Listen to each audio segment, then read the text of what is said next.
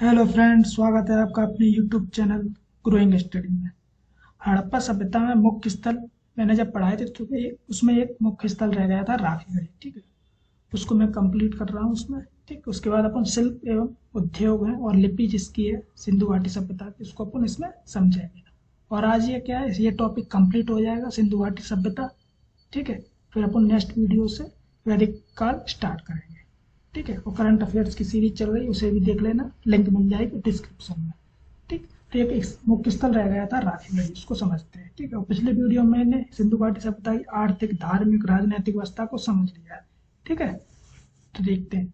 तो राखीगढ़ी को समझो, इसके दो चार पॉइंट है, यहाँ से क्वेश्चन बन जाते, देख लो। ठीक है, सबसे पहले क्वेश्चन यही बनता है कि ये कहाँ पर स्थित है, तो हरियाणा के हिसार जिले में, याद रखना है। ठीक है, हरियाणा के हिसार जिले में स्थित है। कहाँ पर? घग्गर नदी के पास। अगर नदी पूछा है तो घग्गर। ठीक है, याद रखना। और क्या, भारत में उत्खनित सबसे बड़ा हड़प्पाई नगर है। ठीक है, भारत में जो शहर है हड़प्पा के, उनमें सबसे बड़ा राखीगढ़ी को मानती है हरियाणा सरकार। ठीक है, लेकिन कहीं कहीं पर भी लिखा है, विवाद है ये, कि धौलावीरा सबसे बड़ा है, उसके बाद राखीगढ़ी। लेकिन कहीं कहीं पर राखीगढ़ी को बड़ा मानते हैं और धौलावीरा उसके बाद आता है। ठीक है, तो ये याद रखना। लेकिन भारत में उत्खनित सबसे बड़ा हड़प्पाई नगर कौन है? राखीगढ़ी। ठीक, अगर दोनों आ जाए ऑप्शन में, धौलावीरा और राखीगढ़ी, तो धौलावीरा लगाना। क्यों? क्योंकि विकिपीडिया पर धौलावीरा को बड़ा बताया गया, उसके बाद राखीगढ़ी बोला गया। ठीक है, याद रखना। अगर धौलावीरा नहीं है तो फिर राखीगढ़ी। ठीक है, इतना याद रखना। आगे देखो, यहाँ से मातृ देवी की अंकित एक लघु मुद्रा प्राप्त हुई, एक छोटी सी मुद्रा प्राप्त हुई है, इसमें मातृ देवी का अंकन किया हुआ है। तो ये याद रखना, ये कहाँ से मिली है? राखीगढ़ी से। ठीक है, आगे देखो, 2012 में ग्लोबल हेरिटेज फंड, ठीक है, ग्लोबल हेरिटेज फंड ने इसे एशिया के 10 ऐसे विरासत स्थलों की सूची में शामिल किया है जिनके नष्ट हो जाने का खतरा है। ठीक है, तो ग्लोबल हेरिटेज फंड ने अपनी सूची में रखा है ऐसे स्थलों को जिनके नष्ट हो जाने का खतरा ज्यादा है। उसमें एक राखीगढ़ी भी है, तो ये याद रखना। ठीक है, क्वेश्चन बन सकता है यहाँ से। ठीक, ग्लोबल हेरिटेज फंड। ठीक है, याद रखना। एशिया के 10 ऐसे विरासत स्थलों की सूची में शामिल किया है जिनके नष्ट हो जाने का खतरा बना हुआ, मतलब ये आगे जाके नष्ट हो जाएंगी, समाप्त हो जाएगी। ठीक है, इसके जो स्थल है, तो ठीक है, याद रखना। आगे देखो, आगे क्या है? शिल्प एवं उद्योग। ठीक, तो ये एक स्थल रह गया था राखीगढ़ी, इसमें एक दो पॉइंट है, याद रखना। ठीक है, अपन समझते हैं सिंधु घाटी सभ्यता के शिल्प एवं उद्योग। ठीक है, तो सर्वाधिक महत्वपूर्ण इनका था वस्त्रोद्योग। ठीक है, मोहनजोदड़ो से तांबे के 2 उपकरणों से लिपटा हुआ सूती वस्त्र और धागे प्राप्त हुए। ठीक है, तो याद रखें, मतलब उसके लिपट के धागे यानी कि वस्त्रों का निर्माण करते थे, ऐसा साक्ष्य मिले हैं। ठीक है, तो इनका वस्त्र उद्योग क्या था? एक महत्वपूर्ण उद्योग था, याद रखना। ठीक है, इससे आंतरिक व्यापार भी हुआ करता था, बाह्य व्यापार भी किया करते थे। ठीक है, कपड़े बनाकर, ठीक, डिजाइनदार कपड़े बनाकर व्यापार भी किया करते थे। ठीक है, तो याद रखना इनका वस्त्र उद्योग। ठीक है, मृदवान होते हैं मिट्टी के बर्तन। ठीक है, चाक तथा हाथ से बनाए जाते। ठीक है, आज के जो कुम्हार होते हैं वो चाक रखते हैं, पहिया टाइप का चाक रहता है। उस टाइम पर भी ये चलता था, उससे भी बनाते थे। और मृदवान और हाथ से भी बनाए जाते थे, जिन पर लाल रंग का डिजाइन का प्रयोग किया जाता था। ये याद रखना, लाल रंग का डिजाइन। ठीक, ये क्वेश्चन बनता है कि सिंधु घाटी सभ्यता में मृदवान में किस कलर का? तो लाल रंग का डिजाइन, लाल रंग का प्रयोग किया जाता था, डिजाइन था। ठीक है, ये याद रखना। क्यों याद रखना? क्योंकि उत्तर वैदिक काल में जब अपन पढ़ेंगे तो उत्तर वैदिक काल या लोह काल, ठीक है, उसको समझेंगे तो उसमें क्या है, जो मृदवान पाए गए हैं वो काले पॉलिशदार, ये याद रखना। वहां पे काले पॉलिशदार है, यहाँ पर पॉलिशदार नहीं है। ठीक है, यहाँ पर लाल रंग के हैं, डिजाइनदार। ठीक, वहां पे काले प्लस पॉलिशदार। ठीक है, याद रखना। ठीक, मैं वहां पे बताऊंगा। ठीक, जब अपन उत्तर वैदिक काल समझेंगे तो अपन समझेंगे। ठीक है, तो याद रखना, तो ये क्वेश्चन बन जाता है। आगे देखो, मनका बनाने का कारखाना, जो मटके होते थे उनका कारखाना, यानी उनको बनाने का कारखाने के साक्ष्य कहाँ से मिले? चंदूगढ़ तथा लोथल से प्राप्त हुए हैं। और सीप का उद्योग मिला है, ठीक, सीप बनाने का, तो उसके साक्ष्य कहाँ से मिले? बालाकोट और लोथल से। ठीक है, तो ये इनके उद्योग थे छोटे छोटे। ठीक है, मनके बनाना, सीप बनाना, अलग अलग जगह से अलग अलग साक्ष्य प्राप्त हुए। ठीक, याद रखना। आगे देखो, मोहर है। ठीक है, उपयोग इन मोहरों का उपयोग सिक्कों के रूप में तथा उच्च वर्ग जो होता था, ठीक है, या शासक वर्ग या उच्च वर्ग, कुलीन वर्ग, ठीक है, प्रशासनिक वर्ग, वो क्या करते थे, अपनी वस्तुओं को पहचानने के लिए मोहरों का प्रयोग किया जाता था, ठीक है। जो आज भी होता है, अपन जो सील लगा देते हैं, ठीक है, तो उससे पहचान हो जाती है कहाँ की चीज कैसे है, ठीक है। तो वही चीज है, तो मोहरों का प्रयोग हुआ करता था, सिक्कों के रूप में भी हुआ करता था और पहचान की वस्तुओं की पहचान के लिए भी, ठीक है, तो याद रखना। और सर्वाधिक जो मोहरें प्राप्त हुई है चौकोर या वर्गाकार, ठीक है, जो अपने सिंधु घाटी सभ्यता की मोहरें थी वो चौकोर या वर्गाकार थी, लेकिन बेलनाकार जो है वो कहाँ की, सुमेरिया या साइड से आई थी, मिली थी लोथल में, ठीक है। ट्रेड होता था, वो मिली थी अपन को, ठीक है, बेलनाकार। तो बेलनाकार कहाँ की थी, सुमेरियाई या फिर मिस्र की सभ्यता की, लेकिन अपनी कौन सी है, चौकोर या वर्गाकार, याद रखना। और ज्यादातर किससे निर्मित है, सैलखड़ी से, ये याद रखना, क्वेश्चन बनता है, ठीक है। सैलखड़ी एक व्हाइट पत्थर होता है, सफेद पत्थर, एक मुलायम पत्थर बोल सकते हैं, ठीक है। इसमें आसानी से अंकित किया जा सकता है चिन्हों को या कुछ, ठीक है, तो सैलखड़ी वो होता है, ठीक है, याद रखना। आगे देखो, इनकी मोहरों पर या सिक्कों पर क्या होता था, बैल, बाघ, हाथी आदि पशुओं का अंकन किया गया है, ठीक है, आकृतियां गोदी गई हैं, ठीक। बैल है, हाथी है, गेंडा, ठीक है, इन सब का अंकन किया गया है और देवी देवताओं की आकृति को भी अंकित किया गया है, तो ये याद रखना है इनके मोहरों पर, ठीक है, सिक्कों पर। आगे देखो, मूर्तियां, मूर्तियों का निर्माण धातु से भी किया जाता था और मिट्टी का भी, मिट्टी से ही मूर्तियां बनाई जाती थी। तो धातु से निर्मित मूर्तियां में एक तो वो ये नृत्य करती हुई कांस्य मूर्ति, ठीक है, और हड़प्पा और चंदूगढ़ से कांसे की एक इक्का गाड़ी भी मिली है, ठीक है। तो ये क्या है, धातुओं का प्रयोग करते थे मूर्तियां बनाने में, मिट्टी का भी प्रयोग करते थे और धातु का भी प्रयोग करते थे, ठीक, मूर्तियां बनाने में।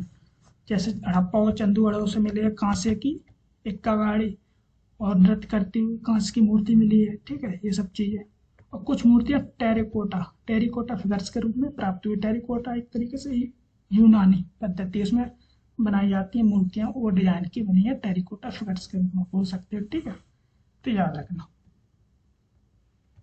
आगे क्या है, मूर्तियों का निर्माण हाथों से भी किया जाता था और सांचों, दोनों प्रकार से किया जाता था, ठीक है। सांचों में ढालकर मूर्तियों का निर्माण किया जाता तो हाथों से भी किया जाता था, ठीक। तो मूर्तियों में द्रव्य विधि या लुप्त मोम विधि, जिसे लोस्ट वैक्स इंग्लिश में बोलते हैं, लोस्ट वैक्स का प्रयोग किया जाता है, ठीक है। जैसे मिट्टी की बना दी एक मूर्ति खोखली, ठीक, उसमें क्या किया, कांसे का द्रव डाल दिया गर्म करके, ठीक है। तो क्या होता था, फिर वो जब ठोस हो जाता था, जो ऊपर की जो मिट्टी थी उसे हटा दिया जाता था, फिर अंदर से कांसे की मूर्ति प्राप्त हो जाती थी। तो ये होती थी जो आज भी यूज की जाती है, लुप्त मोम विधि, ठीक है, जो सिंधु घाटी सभ्यता 5000 साल पहले यूज किया करते थे, ठीक। आगे देखो, और लिपि के बारे में थोड़ा देखते हैं। तो लिपि क्या है, साक्ष्य, जो लिपि के साक्ष्य मिले मोहरों से तो मिले ही हैं, इसके अलावा मृदवान, ठीक है, जो इनके बर्तन बने वगैरह बने होते थे उन पर भी लिपि अंकित हुआ करती थी, ठीक है। तो साक्ष्य कहाँ से मिले, लिपि के मोहरों से, मृदभांडों से प्राप्त हुई। कैसी थी, पिक्टोग्राफ, पिक्टोग्राफ मतलब चित्रात्मक। तो क्वेश्चन ये बनता है, तो कैसी विधि थी, लिपि कैसी थी, भावचित्रात्मक या चित्रात्मक थी, पिक्टोग्राफ, याद रखना। दाईं ओर से बाईं ओर लिखी जाती थी, ठीक है। हड़प्पा लिपि का सबसे पुराना नमूना यानी कि सबसे पहले खोज 1853 में हुई, फिर 1924 तक लिपि को खोजा जा चुका था पूरी, ठीक है, जो अभी तक इतनी प्राप्त लिपियां हैं, ठीक, लेकिन अभी तक पढ़ा नहीं जा सका, ठीक है। जो हड़प्पा सभ्यता की लिपि है उसे अभी तक पढ़ा नहीं जा सका, याद रखना, ठीक है।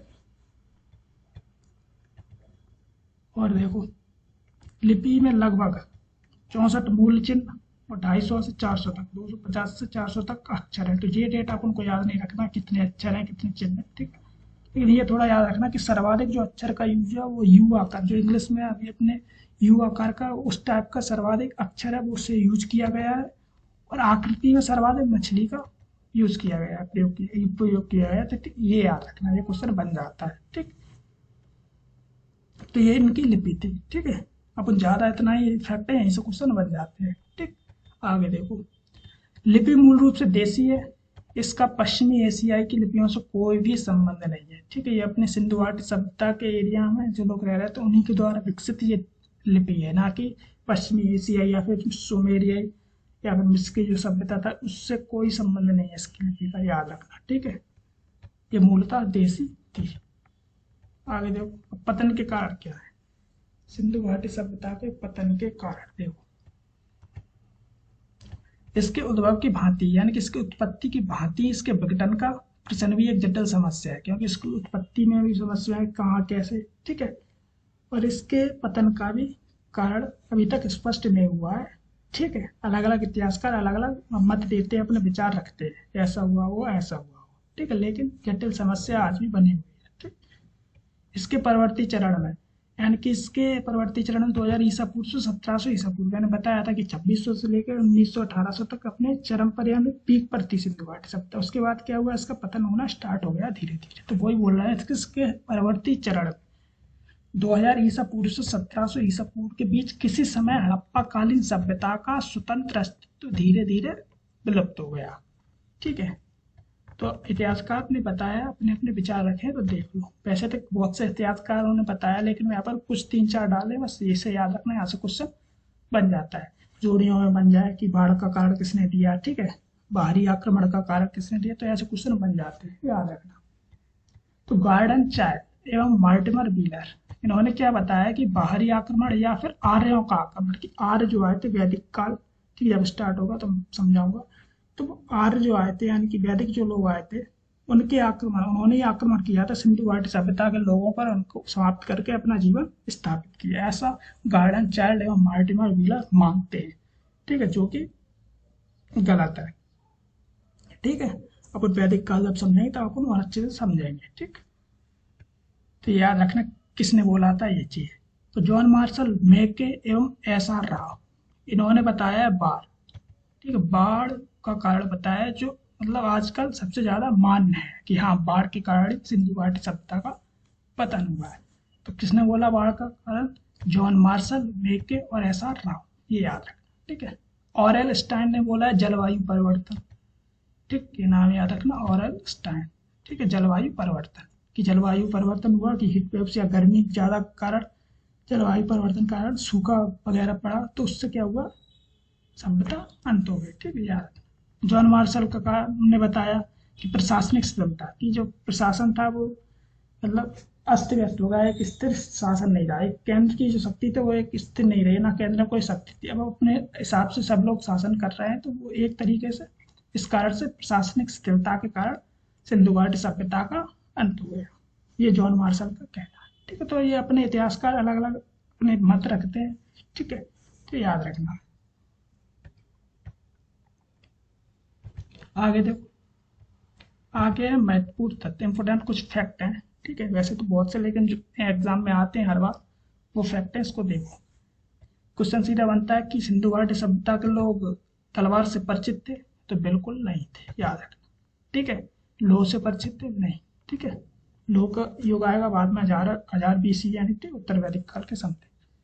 तो तलवार से भी परिचित नहीं थे, लोह से भी परिचित नहीं थे। गाय के साक्ष्य नहीं मिलते हैं, याद रखना, बैल के मिलते हैं, हाथी के मिलते हैं, बाघ के मिलते हैं, गाय के साक्ष्य नहीं मिलते, याद रखना, क्वेश्चन बनता है, ठीक है।